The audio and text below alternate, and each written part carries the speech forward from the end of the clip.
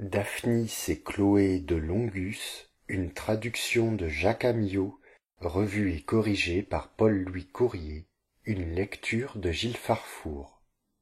Livre premier. En l'île de Lesbos, chassant en un bois consacré aux nymphes, je vis la plus belle chose que j'ai vue en ma vie, une image peinte, une histoire d'amour. Le parc de soi-même était beau, fleurs n'y manquaient, arbres épais, fraîches fontaines qui nourrissaient et les arbres et les fleurs. Mais la peinture, plus plaisante encore que tout le reste, était d'un sujet amoureux et de merveilleux artifices, tellement que plusieurs, même étrangers, qui en avaient ouï parler, venaient là dévots aux nymphes et curieux de voir cette peinture. Femmes s'y voyaient accouchant, autres enveloppant de l'ange des enfants, de petits poupards exposés à la merci de fortune, bêtes qui les nourrissaient, pâtres qui les enlevaient, jeunes gens unis par amour, pirates en mer, ennemis à terre, qui couraient le pays avec bien d'autres choses et toutes amoureuses, lesquelles je regardais en si grand plaisir et les trouvais si belles qu'il me prit envie de les coucher par écrit. Je cherchais quelqu'un qui me les donnât à entendre par le menu, et ayant le tout entendu, en composai ces 4 livres que je dédie comme une offrande à Amour, aux nymphes et à Pan, espérant que le conte en sera agréable à plusieurs manières de gens, parce qu'il peut servir à guérir le malade, consoler le dolent, remettre en mémoire de ses amours celui qui autrefois aura été amoureux, et instruire celui qui ne l'aura encore point été. Car jamais ne fut ni ne sera qui se puisse tenir d'aimer, tant qu'il y aura beauté au monde et puissance à regarder. Veuille le Dieu qu'exempt de passion, nous décrivions celle des autres. Mytilène est ville de Lesbos, belle et grande, coupée de canaux par l'eau de la mer qui flue dedans, ornée de ponts de pierres blanches et polies. À voir, vous diriez non une ville, mais comme un amas de petites îles. Environ 8 ou 9 lieues loin de cette ville de Mytilène, un riche homme avait une terre. Plus bel héritage n'était en toute la contrée, bois remplis de gibier, coteaux revêtus de vignes, champs à porter froment, pâturage pour le bétail, et tout au long de la marine, où le flot lavait une plage étendue de sable fin. En cette terre, un chevrier nommé Lamon, gardant son troupeau, trouva un petit enfant qu'une de ses chèvres allaitait, et voici la manière comment. Il y avait un hallier fort épais de ronces et d'épines, tout couvert par-dessus de lierre, et au-dessous la terre feutrée d'herbes menues et délicates, sur laquelle était le petit enfant gisant. Là s'encourait cette chèvre, de sorte que bien souvent on ne savait ce qu'elle devenait, et abandonnant son chevreau, se tenait auprès de l'enfant. Pitié vint à Lamon du chevreau délaissé. Un jour il prit garde par où elle allait, la suivant à la trace sur le chaud du midi, la voie qui entrait sous le hallier et passait ses pattes tout beau par-dessus l'enfant, peur de lui faire mal, et l'enfant prenait à belles mains son pis comme si c'eût été mamelle de nourrice. Surpris, ainsi qu'on peut penser, il approche et trouve que c'était un petit garçon, beau, bien fait, et en plus riche maillot que convenir ne semblait à tel abandon. Car il était enveloppé d'un mantelet de pourpre avec une agrafe d'or. Près de lui, il avait un petit couteau à manche d'ivoire.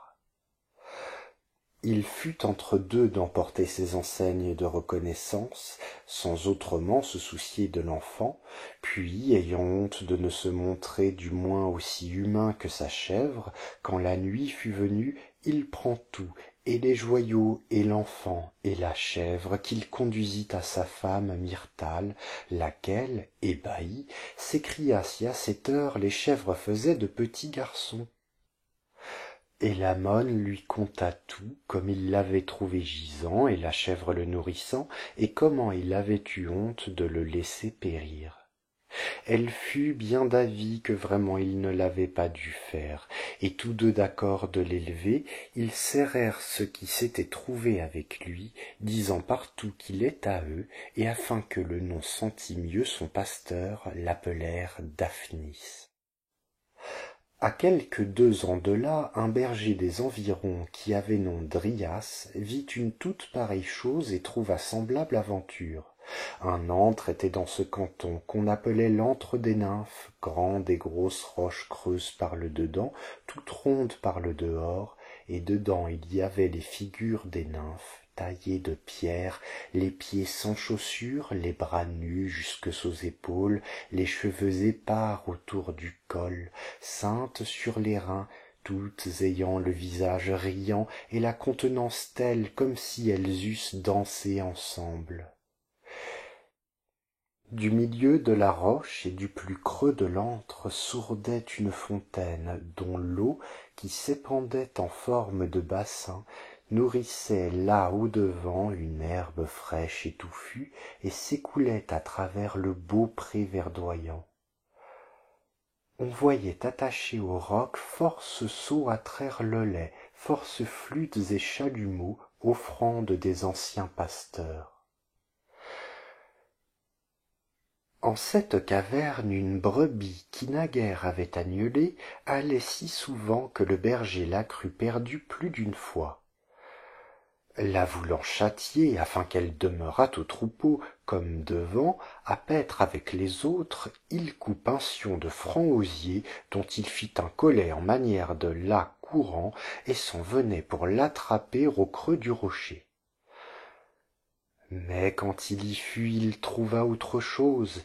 Il voit la brebis donner son pis à un enfant, avec amour et douceur telle que mère autrement n'eût su faire, et l'enfant, de sa petite bouche belle et nette, parce que la brebis lui léchait le visage après qu'il était soûl de téter, prenait sans un seul cri, puis l'un, puis l'autre bout du pis, de grand appétit. Cette enfant était une fille, et avec elle aussi, pour marque à la pouvoir un jour connaître, on avait laissé une coiffe de réseaux d'or, des patins dorés et des chaussures brodées d'or. Dryas, estimant cette rencontre venir expressément des dieux et instruite à la pitié par l'exemple de sa brebis, enlève l'enfant dans ses bras, met les joyaux dans son bissac, non sans faire prière aux nymphes qu'à bonne heure pût-il élever leur pauvre petite suppliante. Puis, quand vint l'heure de ramener son troupeau à l'étable, retournant au lieu de sa demeure champêtre, conte à sa femme ce qu'il avait vu, lui montre ce qu'il avait trouvé, disant qu'elle ne ferait que bien si elle voulait de là en avant tenir cet enfant pour sa fille, et comme sienne la nourrir, sans rien dire de telle aventure.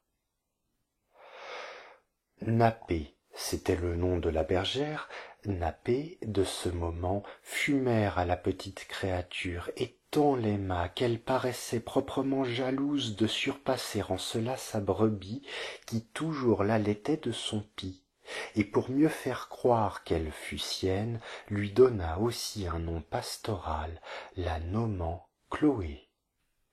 Ces 2 enfants en peu de temps devinrent grands, et d'une beauté qui semblait autre que rustique. Et sur le point que l'un fût parvenu à l'âge de 15 ans et l'autre de 2 moins, Lammon et Dryas en une même nuit songèrent tous deux un tel songe. Il leur fut avis que les nymphes, à celle-là même de l'antre où était cette fontaine et où Dryas avait trouvé la petite fille, livraient Daphnis et Chloé aux mains d'un jeune garçonnet fort vif et beau à merveille, qui avait des ailes aux épaules, portait un petit arc et de petites flèches, et les ayant touchés tous deux d'une même flèche, commandait à l'un paître de là en avant les chèvres et à l'autre les brebis. Telle vision à ces pasteurs présageant le sort à venir de leurs nourrissons, bien leur fâchait qu'ils fussent aussi destinés à garder les bêtes. Car jusque-là ils avaient cru que les marques trouvées avec eux leur permettaient meilleure fortune, et aussi les avaient nourris plus délicatement qu'on ne fait les enfants des bergers, et leur avaient fait apprendre les lettres, et tout le bien et honneur qui se pouvait en un lieu champêtre. Toutefois, ils délibérèrent d'obéir aux dieux touchant l'état de ceux qui, par leur providence, avaient été sauvés, et, après avoir communiqué leurs songes ensemble, et sacrifié en la caverne à ce jeune garçonnet qui avait des ailes aux épaules, car il n'en eût su dire le nom, les envoyèrent aux champs, leur enseignant toutes choses que bergers doivent savoir, comment il faut faire paître les bêtes avant midi, et comment après le chaud est passé, à quelle heure convient les mener boire, à quelle heure les ramener à l'étable, à quoi il est besoin user de la houlette, à quoi de la voix seulement. Eux prirent cette charge avec autant de joie comme si c'eût été quelque grande seigneurie, et aimaient leurs chèvres et brebis plus affectueusement que n'est la coutume des bergers. Elle parce qu'elle se sentait tenue de la vie à une brebis, et lui parce qu'il se souvenait qu'une chèvre l'avait nourrie. Or était-il lors environ le commencement du printemps, que toutes fleurs sont en vigueur, celles des bois, celles des prés et celles des montagnes. Aussi déjà commençait à s'ouïr par les champs bourdonnement d'abeilles, gazouillement d'oiseaux, bêlements d'agneaux nouveau-nés. Les troupeaux bondissaient sur les collines, les mouches à miel murmuraient par la prairie, les oiseaux faisaient résonner les buissons de leurs chants.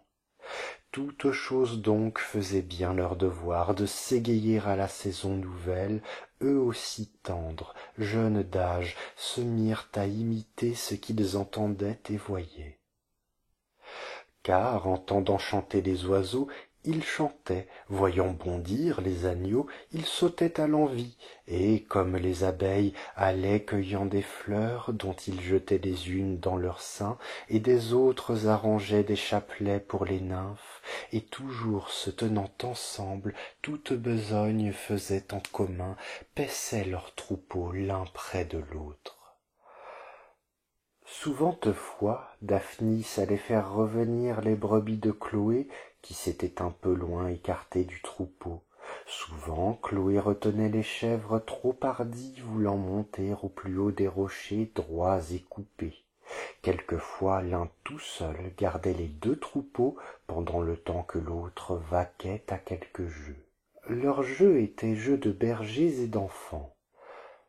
Elle, s'en allant dès le matin cueillir quelque part du menu jonc, en faisait une cage à cigales, et cependant ne se souciait aucunement de son troupeau. Lui, d'autre côté, ayant coupé des roseaux, en pertuisait les jointures, puis les collait ensemble avec de la cire molle, et s'apprenait à en jouer bien souvent jusques à la nuit. Quelquefois ils partageaient ensemble leur lait ou leur vin, et tout ce vivre qu'ils avaient porté du logis se faisait part l'un à l'autre. Bref, on eût plutôt vu les brebis dispersées paissant chacune à part que l'un de l'autre séparés, Daphnis et Chloé.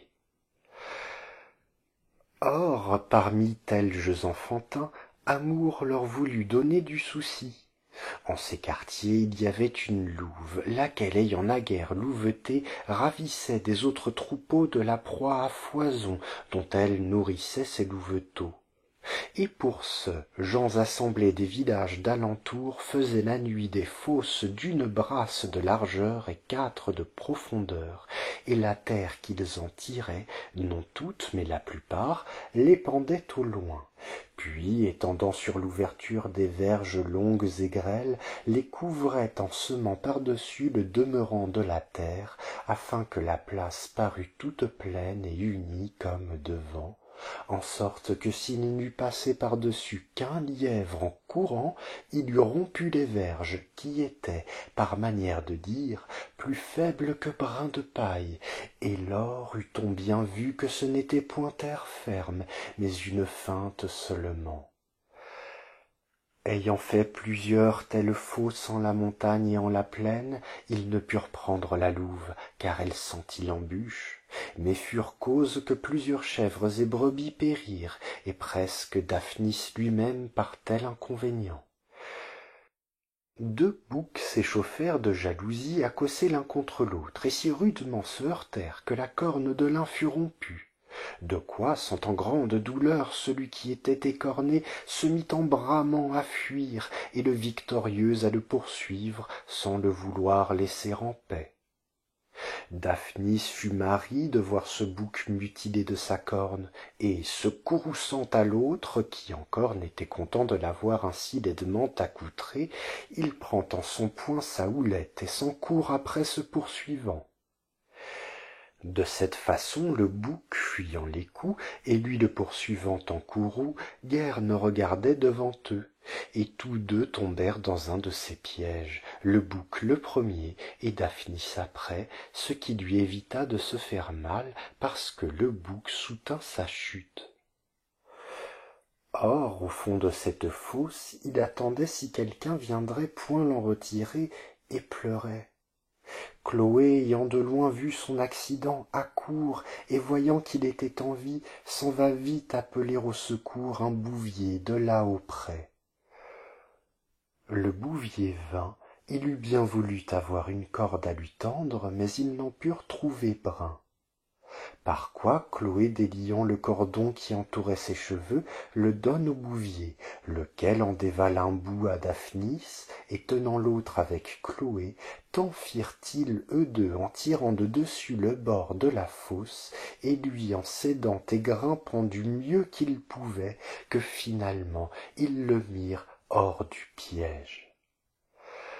Puis, retirant par même moyen le bouc, dont les cornes, en tombant, s'étaient rompues toutes deux, tant le vaincu avait été bien et promptement vengé, ils en firent don au bouvier pour sa récompense, et entre convinrent de dire au logis, si on le demandait, que le loup l'avait emporté. Revenus ensuite à leur troupeau, les ayant trouvés qui paissaient tranquillement en bon ordre, chèvres et brebis, ils s'assirent au pied d'un grand chêne et regardèrent s'il n'était point quelque part blessé de sa chute. Il n'y avait en tout son corps trace de sang ni mal quelconque, mais bien de la terre et de la boue parmi ses cheveux et sur lui. Si résolu de s'aller laver afin que Lamone et Myrtale ne s'aperçussent de rien. Venant donc avec Chloé à la caverne des nymphes, il lui donna sa panetière et son saillon à garder, et se mit au bord de la fontaine à laver ses cheveux et son corps. Ses cheveux étaient noirs comme ébène, tombant sur son col bruni par le hâle, on eût dit que c'était leur ombre qui en obscurcissait la teinte. Chloé le regardait, et lors elle s'avisa que Daphnis était beau. Et comment elle ne l'avait point jusque-là trouvé beau, elle s'imagina que le bain lui donnait cette beauté. Elle lui lava le dos et les épaules, et en le lavant sa peau lui sembla si fine et si douce que plus d'une fois, sans qu'il n'en vît rien, elle se toucha elle-même, doutant à part soi qui des deux avait le corps plus délicat. Comme il se faisait tard pour lors, étant déjà le soleil bien bas, ils ramenèrent leurs bêtes aux étables, et de là en avant Chloé n'eut plus autre chose en l'idée que de revoir Daphnis se baigner.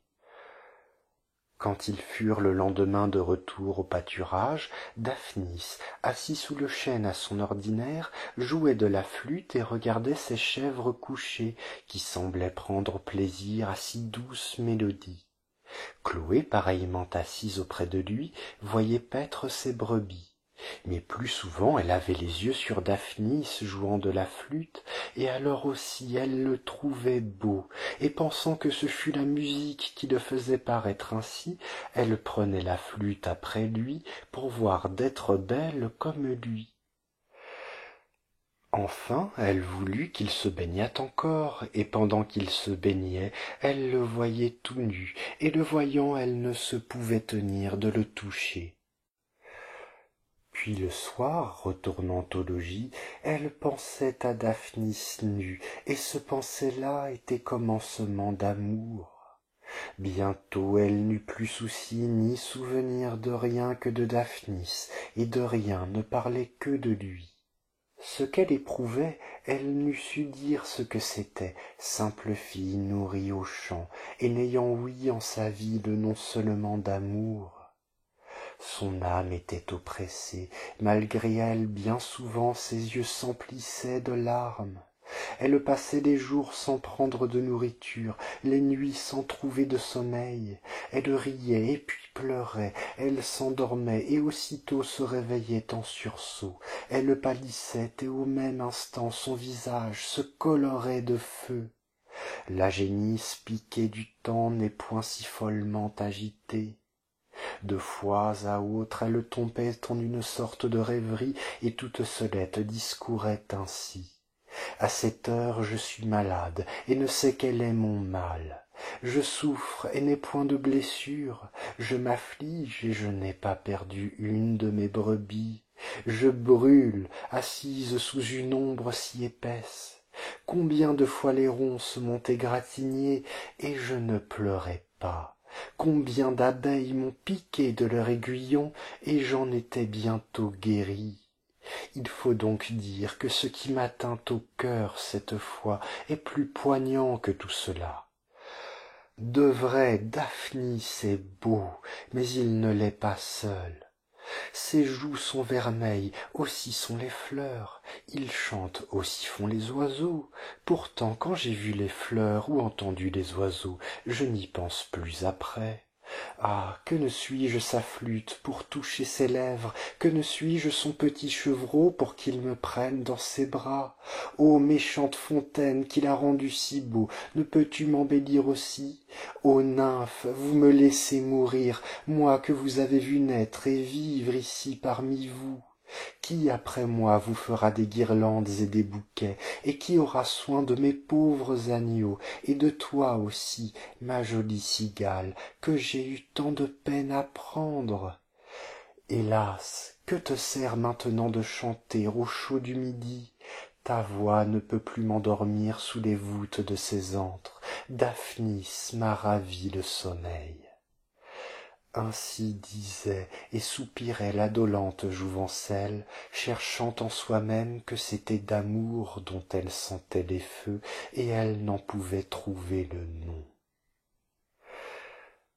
Mais Dorcon, ce bouvier qui avait tiré de la fosse Daphnis et le bouc, jeune gars à qui le premier poil commençait à poindre, était déjà dès cette rencontre féru de l'amour de Chloé, se passionnait de jour en jour plus vivement pour elle, et tenant peu de compte de Daphnis qui lui semblait un enfant, fit dessein de tout tenter, ou par présent ou par ruse, ou à l'aventure par force, pour avoir contentement, instruit qu'il était, lui, du nom et aussi des œuvres d'amour. Ces présents furent d'abord à Daphnis une belle flûte ayant ses cannes unies avec du laiton au lieu de cire, à la fillette une peau de faon toute marquetée de taches blanches pour s'en couvrir les épaules. Puis, croyant par de tels dons s'être fait ami de l'un et de l'autre, bientôt il négligea Daphnis, mais à Chloé chaque jour il apportait quelque chose. C'était tantôt fromage gras, tantôt fruits en maturité, tantôt chapelet de fleurs nouvelles, ou bien des oiseaux qu'il prenait au nid. Même une fois il lui donna un gobelet doré sur les bords, et une autre fois un petit veau qu'il lui porta de la montagne. Elle, simple et sans défiance, ignorant que tous ces dons fussent amorces amoureuses, les prenait bien volontiers et en montrait grand plaisir. mais son plaisir était moins d'avoir que de donner à Daphnis. Et un jour Daphnis, car s'y fallait-il qu'il connût aussi la détresse d'amour, prit querelle avec Dorcon. Ils contestaient de leur beauté devant Chloé, qui les jugea, et un baiser de Chloé fut le prix destiné au vainqueur. Là où Dorcon le premier parla. Moi, dit-il, je suis plus grand que lui, je garde les bœufs, lui les chèvres, or autant les bœufs valent mieux que les chèvres, d'autant vaut mieux le bouvier que le chevrier. Je suis blanc comme le lait, blond comme gerbe à la moisson, frais comme la feuillée au printemps. Aussi est-ce ma mère, et non pas quelque bête, qui m'a nourri enfant. Il est petit, lui, chétif, n'ayant de barbe non plus qu'une femme, le corps noir comme peau de loup. Il vit avec les boucs, ce n'est pas pour sentir bon. Et puis, chevrier, pauvre hère, il n'a pas vaillante en seulement de quoi nourrir un chien. On dit qu'il a tété une chèvre, je le crois, ma foi, et n'est pas merveille si, nourrisson de bique, il a l'air d'un biquet. Ainsi dit Dorcon. Et Daphnis? Oui, une chèvre m'a nourri de même que Jupiter, et je garde les chèvres, et les rends meilleures que ne seront jamais les vaches de celui-ci. Je mène paître les boucs, mais je n'ai rien de leur senteur, non plus que Pan, qui toutefois a plus de bouc en soi que d'autres natures. Pour vivre, je me contente de lait, de fromage, de pain bis et de vin clairet, qui sont mets et boissons de pâtre comme nous, et les partageant avec toi, Chloé, il ne me soucie de ce que mangent les riches. Je n'ai point de barbe, ni Bacchus non plus, je suis brun, d'hyacinthe et noir, et si vaut mieux pourtant Bacchus que les satyres, et préfère-t-on l'hyacinthe au lys? Celui-là est roux comme un renard, blanc comme une fille de la ville, et le voilà tantôt barbu comme un bouc. Si c'est moi que tu baises, Chloé, tu baiseras ma bouche. Si c'est lui, tu baiseras ses poils qui lui viennent aux lèvres. Qu'il te souvienne, pastourelle, qu'à toi aussi une brebis t'a donné son lait, et cependant tu es belle. À ce mot, Chloé ne put le laisser achever, mais en partie pour le plaisir qu'elle eut de s'entendre louer, et aussi que de longtemps elle avait envie de le baiser, sautant en pied, d'une gentille et toute naïve façon, elle lui donna le prix. Ce fut bien un baiser innocent et sans art, toutefois c'était assez pour enflammer un cœur dans ses jeunes années. Dorcon, se voyant vaincu, s'enfuit dans le bois pour cacher sa honte et son déplaisir, et depuis chercher autre voie à pouvoir jouir de ses amours. Pour Daphnis, il était comme s'il eût reçu non pas un baiser de Chloé, mais une piqûre envenimée. Il devint triste en un moment, il soupirait, il frissonnait, le cœur lui battait, il pâlissait quand il regardait la Chloé, puis tout à coup une rougeur lui couvrait le visage. Pour la première fois alors il admira le blond de ses cheveux, la douceur de ses yeux et la fraîcheur d'un teint plus blanc que la jonchée du lait de ses brebis. On eût dit que de cette heure il commençait à voir et qu'il avait été aveugle jusque-là. Il ne prenait plus de nourriture que comme pour en goûter, de boisson seulement que pour mouiller ses lèvres. Il était pensif, muet, lui auparavant plus babillard que les cigales. Il restait assis, immobile, lui qui avait accoutumé de sauter plus que ses chevreaux. Son troupeau était oublié, sa flûte par terre abandonnée, il baissait la tête comme une fleur qui se penche sur sa tige, il se consumait, il séchait comme les herbes au temps chaud, n'ayant plus de joie, plus de babil, force qu'il parlât à elle ou d'elle. S'il se trouvait seul aucune fois, il allait devisant en lui-même. Ah, que me fait donc le baiser de Chloé? Ses lèvres sont plus tendres que roses, sa bouche plus douce qu'une gaufre à miel, et son baiser est plus amer que la piqûre d'une abeille. J'ai bien baisé souvent mes chevreaux, j'ai baisé de ces agneaux à elle, qui ne faisaient encore que naître, et aussi ce petit veau que lui a donné Dorcon, mais ce baiser ici est tout autre chose. Le pouls m'en bat, le cœur m'en tressaut, mon âme en languit, et pourtant je désire la baiser de Rechef. Ô mauvaise victoire, ô étrange mal dont je ne saurais dire le nom, Chloé avait-elle goûté de quelque poison avant de me baiser? Mais comment n'en est-elle point morte? Oh, comme les hirondelles chantent, et ma flûte ne dit mot, comme les chevreaux sautent, et je suis assis, comme toutes fleurs sont en vigueur, et je n'en fais point de bouquet ni de chapelet. La violette et le muguet fleurissent, Daphnis se fane. Dorcon à la fin paraîtra plus beau que moi.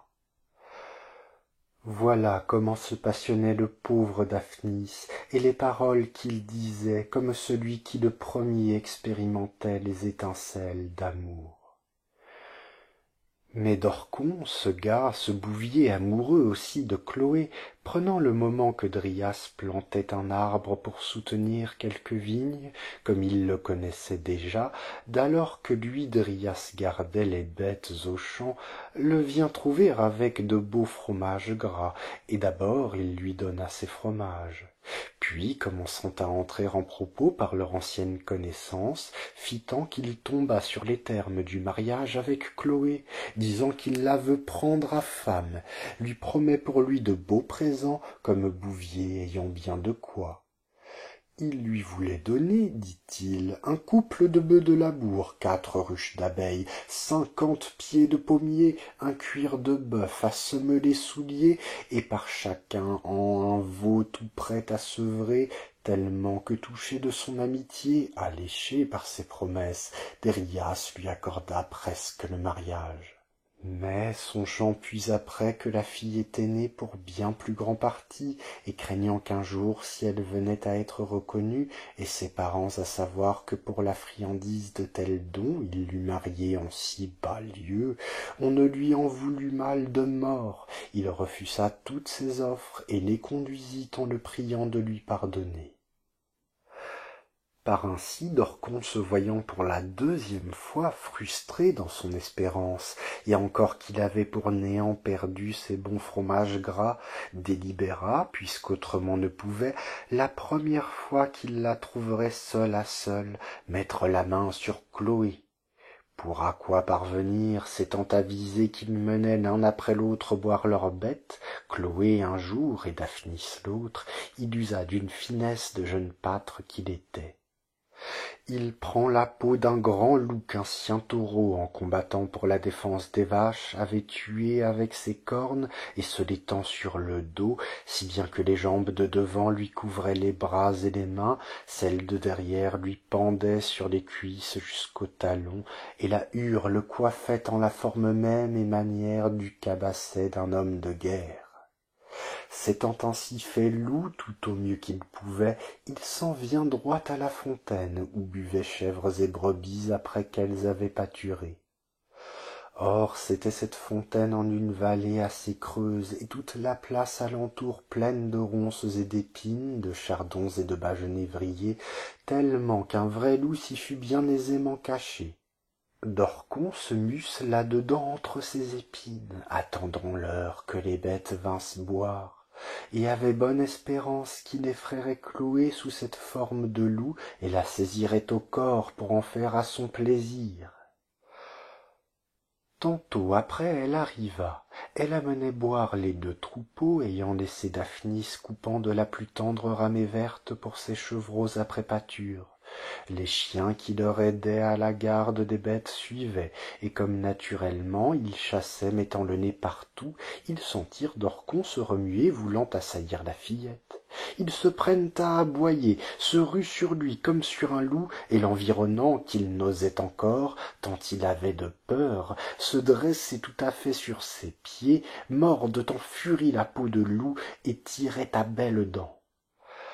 Lui, d'abord honteux d'être reconnu et défendu quelque temps de cette peau qui le couvrait, se tenait tapi contre terre dans le hallier, sans dire mot. Mais quand Chloé, apercevant au travers de ses broussailles oreilles droites et poils de bête, appela tout épouvantée Daphnis au secours, et que les chiens lui ayant arraché sa peau de loup commencèrent à le mordre lui-même à bon escient, lors il se prit à crier si haut qu'il put, priant Chloé et Daphnis qui déjà étaient accourues, de lui vouloir être en aide. Ce qu'ils firent, et avec leur sifflement accoutumé eurent incontinent apaisé les chiens, puis amenèrent à la fontaine le malheureux Dorcon, qui avait été mort et aux cuisses et aux épaules, lui lavèrent ses blessures où les dents l'avaient atteint, et puis lui mirent dessus de l'écorce d'orme mâchée, étant tous deux si peu rusés et si peu expérimentés aux hardies entreprises d'amour, qu'ils estimèrent que cette embûche de Dorcon, avec sa peau de loup, ne fut que jeu seulement, au moyen de quoi ils ne se courroucèrent point à lui, mais le réconfortèrent et le reconvoyèrent quelque espace de chemin, en le menant par la main. Et lui, qui avait été en si grand danger de sa personne, et que l'on avait recousu de la gueule, non du loup, comme il se dit communément, mais des chiens, s'en alla panser les morsures qu'il avait par tout le corps. Daphnis et Chloé cependant travaillèrent, avant qu'il fût nuit, à chercher de tous côtés leurs chèvres et leurs brebis, qui, effrayées de la peau de loup, effarouchées d'ouïr si fort aboyer les chiens, étaient les unes montées à la cime des rochers, les autres descendues jusqu'au bord de la mer, toutes au demeurant bien apprises de venir à la voix de leur pasteur, se ranger au son du flageolet, s'amasser ensemble, en noyant seulement battre des mains, mais la peur leur avait alors fait tout oublier, et après les avoir suivis à la trace comme des lièvres, et à grand-peine retrouvés, les ramenèrent toutes à l'étable, puis s'en allèrent aussi reposer là où ils dormirent cette seule nuit de bon sommeil. Car le travail qu'ils avaient pris leur fut un remède pour l'heure aux mésesses d'amour, mais revenant le jour, ils eurent même passion qu'auparavant, joie à se revoir, peine à se quitter. Ils souffraient, ils voulaient quelque chose et ne savaient ce qu'ils voulaient. Cela seulement savait-il bien, l'un que son mal était venu d'un baiser, l'autre d'un beignet. Mais plus encore les enflammait la saison de l'année. Il était déjà environ la fin du printemps et commencement de l'été, toutes choses en vigueur, et déjà montraient les arbres leurs fruits, les blés leurs épis, et aussi était la voix des cigales plaisante à ouïr, tout gracieux le bêlement des brebis, la richesse des champs admirable à voir, l'air tout embaumé suave à respirer, les fleuves paraissaient endormis, coulant lentement et sans bruit, les vents semblaient orgues et flûtes, tant ils soupiraient doucement à travers les branches de pin. On eût dit que les pommes d'elles-mêmes se laissaient tomber en amourées, que le soleil amant de beauté faisait chacun dépouiller. Daphnis, de toutes parts échauffée, se tenait dans les rivières, et tantôt se lavait, tantôt s'ébattait à vouloir saisir les poissons, qui, glissant dans l'onde, se perdaient sous sa main, et souvent buvait, comme si avec l'eau il eût dû éteindre le feu qui le brûlait. Chloé, après avoir trait toutes ses brebis, et la plupart aussi des chèvres de Daphnis, demeurait longtemps empêchée à faire prendre le lait et à chasser les mouches, qui fort la molestaient, et les chassant la piquaient.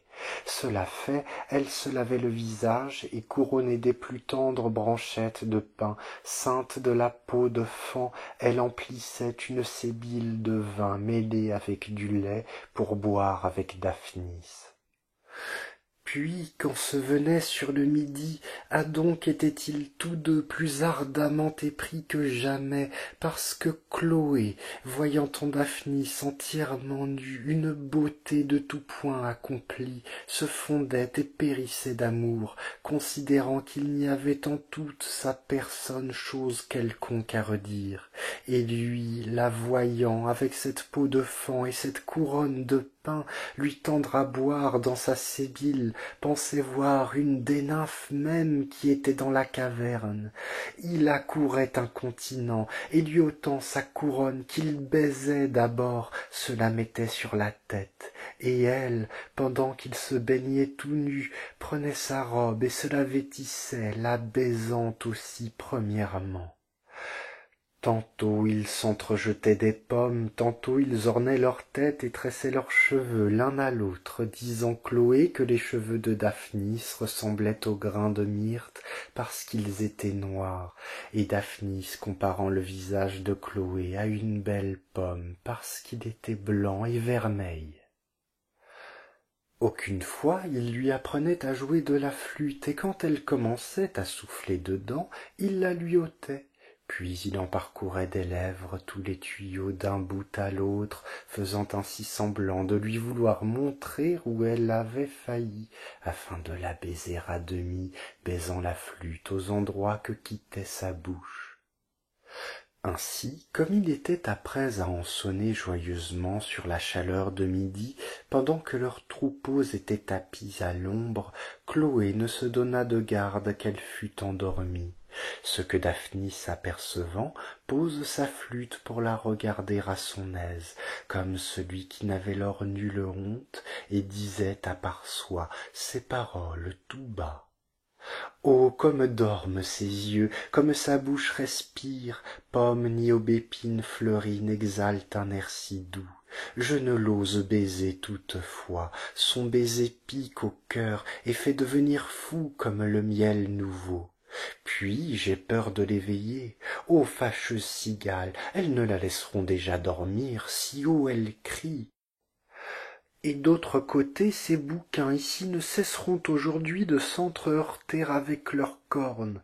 Ô loup plus couard que renard, où êtes-vous à cette heure que vous ne les venez happer? Ainsi qu'il était en ces termes, une cigale, poursuivie par une hirondelle, se vint jeter d'aventure dedans le sein de Chloé. Pourquoi l'hirondelle ne la put prendre, ni ne put aussi retenir son vol, qu'elle ne s'abattit jusqu'à toucher de l'aile le visage de Chloé, dont elle s'éveilla en sursaut, et ne sachant que c'était, s'écria bien haut. Mais quand elle eut vu l'hirondelle voltant encore autour d'elle, et Daphnis riant de sa peur, elle s'assura et frottait ses yeux qui avaient encore envie de dormir. Et lors la cigale se prend à chanter entre les tétins même de la gent pastourelle, comme si dans cet asile elle lui eût voulu rendre grâce de son salut, dont Chloé, de nouveau surprise, s'écria encore plus fort, et Daphnis de rire. Et usant de cette occasion, il lui mit la main bien avant dans le sein, d'où il retira la gentille cigale, qui ne se pouvait jamais taire, quoiqu'il la tînt dans la main. Chloé fut bien aise de la voir, et l'ayant baisée, la remit chantant toujours dans son sein. Une autre fois ils entendirent du bois prochain un ramier, au roucoulement duquel Chloé, ayant pris plaisir, demanda à Daphnis que c'était qu'il disait, et Daphnis lui fit le conte qu'on en fait communément. « Mamie, dit-il, au temps passé il y avait une fille belle et jolie, en fleur d'âge comme toi. Elle gardait les vaches et chantait plaisamment, et tant ces vaches aimaient son chant, elle les gouvernait de la voix seulement, jamais ne donnait coup de houlette ni piqûre d'aiguillon, mais assise à l'ombre de quelque beau pin, la tête couronnée de feuillage, elle chantait Pan et Pythie, dont ces vaches étaient si aises qu'elles ne s'éloignaient point d'elle. Or il y avait, non guère loin de là, un jeune garçon qui gardait les bœufs, beau lui-même, chantant bien aussi, lequel s'évertuait à chanter à l'encontre d'elle d'un chant plus fort comme étant mâle et aussi doux comme étant jeune, tellement qu'il attire à travers le bocage et emmène avec soi 8 des plus belles vaches qu'elle eut en son troupeau. La pauvrette a donc déplaisante au temps de son troupeau diminué, comme d'avoir été vaincue au chanter, demandait au Dieu d'être oiseau avant que retourner ainsi à la maison. Les dieux accomplirent son désir et en firent un oiseau de montagne qui aime toujours à chanter comme quand elle était fille, et encore aujourd'hui se plaint de sa déconvenue et va disant qu'elle cherche ses vaches égarées. Tels étaient les plaisirs que l'été leur donnait. Mais la saison d'automne venue, autant que la grappe est pleine, certain corsaire de Tyr s'étant mis sur un navire du pays de Carie, afin possible qu'on ne pensât que ce fussent barbares, vinrent aborder en ses côtes, et descendant à terre, armés de corselets et d'épées, pillèrent ce qu'ils purent trouver, comme vin odorant, force grains, miel en rayons, et même emmenèrent quelques bœufs et vaches de Dorcon. Or, en courant çà et là, ils rencontrèrent de mal'aventures Daphnis, qui s'allait ébattant le long du rivage de la mer, seule, car Chloé, comme simple fille, crainte des autres pasteurs qui eussent pu, en folâtrant, lui faire quelque déplaisir, ne sortait si matin du logis et ne menait qu'à haute heure paître les brebis de Dryas. Eux, voyant ce jeune garçon grand et beau, et de plus de valeur que ce qu'ils eussent pu davantage ravir par les chants, ne s'amusèrent plus ni à poursuivre les chèvres, ni à chercher à dérober autre chose de ces campagnes, mais l'entraînèrent dans leur fuite, pleurant et ne sachant que faire, sinon qu'il appelait à haute voix Chloé tant qu'il pouvait crier. Or ne faisaient-ils guère que remonter en leur esquif et mettre les mains aux rames, quand Chloé vint qui apportait une flûte neuve à Daphnis. Mais voyant çà et là les chèvres dispersées, et entendant sa voix qui l'appelait toujours de plus fort en plus fort, elle jette la flûte, laisse là son troupeau, et s'en va courant vers Dorcon pour le faire venir au secours. Elle le trouva étendu par terre, tout taillé de grands coups d'épée que lui avaient donnés les brigands, et à peine respirant encore, tant il avait perdu de sang. Mais lorsqu'il entrevit Chloé, le souvenir de son amour le ranimant quelque peu, « Chloé, mamie, lui dit-il, je m'en vais tout à l'heure mourir. J'ai voulu défendre mes bœufs, ces méchants larrons de corsaires m'ont navré comme tu vois. Mais toi, Chloé, sauve Daphnis, venge-moi, fais-les périr. J'ai accoutumé mes vaches à suivre le son de ma flûte, et de si loin qu'elles soient, venir à moi dès qu'elles en entendent l'appel. Prends-la, va au bord de la mer, joue cet air que j'appris à Daphnis et qu'il t'a montré. Au demeurant, laisse faire ma flûte et mes bœufs sur le vaisseau. Je te la donne, cette flûte, de laquelle j'ai gagné le prix contre tant de bergers et de bouviers. Et pour cela seulement, je te prie, baise-moi avant que je meure, pleure-moi quand je serai mort, et à tout le moins, lorsque tu verras Vacher gardant ses bêtes aux champs, aie souvenance de moi. Dorcon, achevant ces paroles et recevant d'elle un dernier baiser, laissa sur ses lèvres avec le baiser la voix et la vie en même temps. Chloé prit la flûte, la mit à sa bouche, et sonnant si haut qu'elle pouvait, les vaches qui l'entendent reconnaissent aussitôt le son de sa flûte et la note de la chanson, et toutes d'une secousse se jettent en meuglant dans la mer, et comme elles prirent leur élan toutes du même bord, et que par leur chute la mer s'entr'ouvrit, l'esquif renversé, l'eau se renfermant, tout fut submergé. Les gens plongés en la mer revinrent bientôt sur l'eau, mais non pas tous avec même espérance de salut, car les brigands avaient leurs épées aux côtés, leurs corselets au dos, leurs bottines à mi-jambes, tandis que Daphnis était tout déchaud, comme celui qui ne menait ses chèvres que dans la plaine et quasi nu au demeurant, car il faisait encore chaud. Eux donc, après avoir duré quelque temps à nager, furent tirés à fond et noyés par la pesanteur de leurs armes. Mais Daphnis sut bientôt quitter si peu de vêtements qu'il portait, et encore ne lassait-il à force, n'ayant coutume de nager que dans les rivières.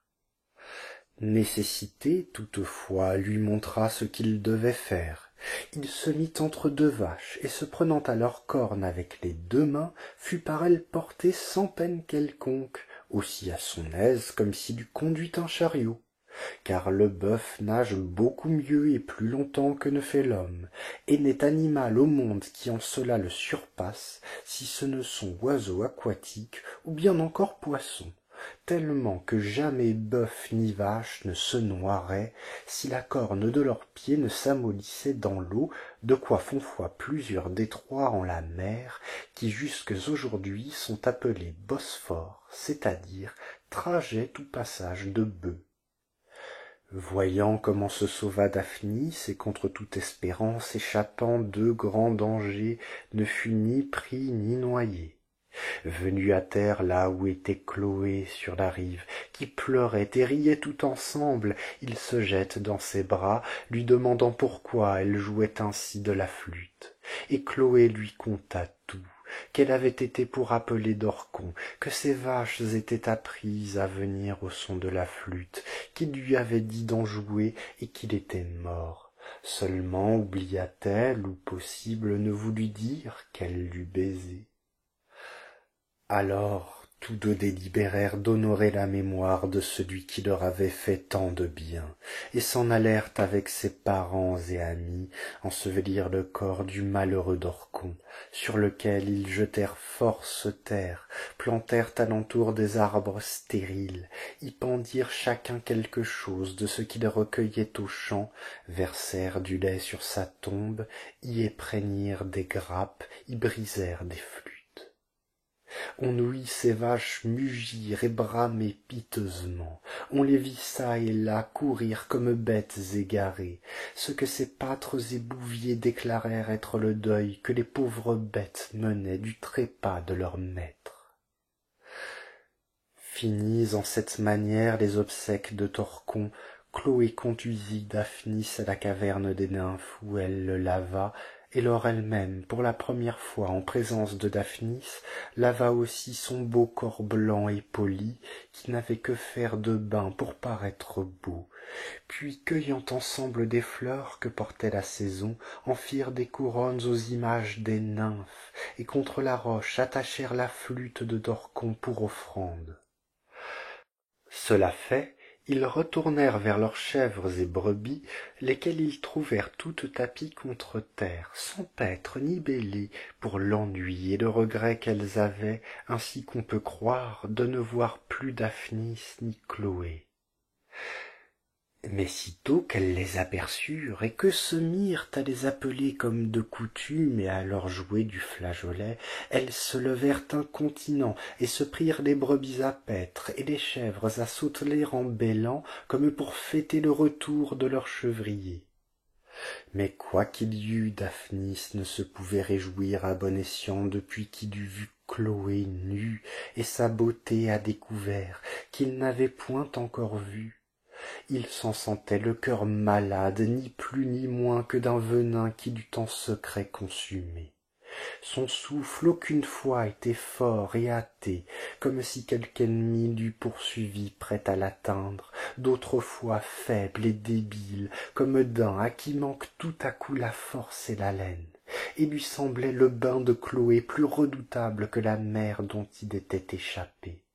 Bref, il lui était avis que son âme fût toujours entre les brigands, tant il avait de peine, jeune garçon nourri aux champs, qui ne savait encore que c'est du brigandage d'amour.